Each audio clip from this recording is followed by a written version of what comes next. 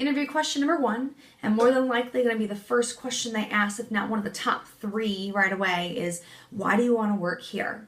The keyword is here. Remember that. When they're asking you that, they're looking you to answer, well, why do you want to work for me?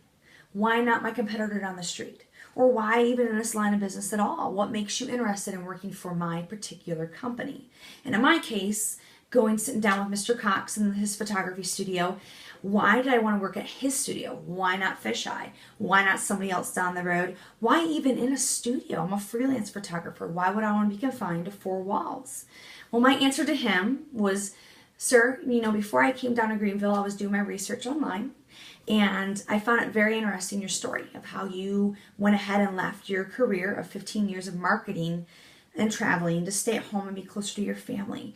I come at you as a single mom, and my children are very important to me, and it's a constant daily struggle to think about my career, my passions also lining up with my children and them needing me first.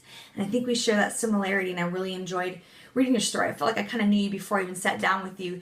The fact that, I have this passion for photography, such as yourself, but my children also need to come into play, and my schedule needs to line up with me being a mother first. And I was really interested in that. And not alone, you have a wonderful studio, walking down the street, seeing all these photographs in your huge windows, nicely lit, obviously a photographer who knows their lighting. And also I see your vans around town with Cox Photography all over, and I thought, I want to be a part of something that big in Greenville.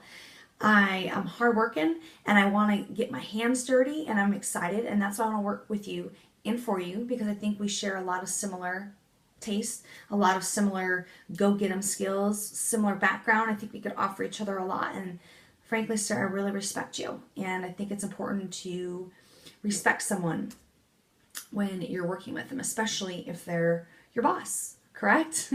So, and then the second question that was also asked is, what has been one of your greatest achievements? I really like this question.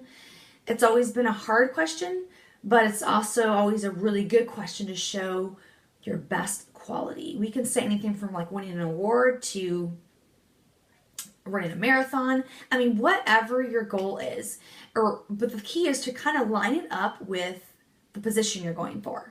So in this case, for me as a photographer, wanting to work in a studio with him, maybe even be a /business partner with him as a freelance photographer in the commercial field, it was really important to kind of line up what my greatest achievement was and how that worked for him.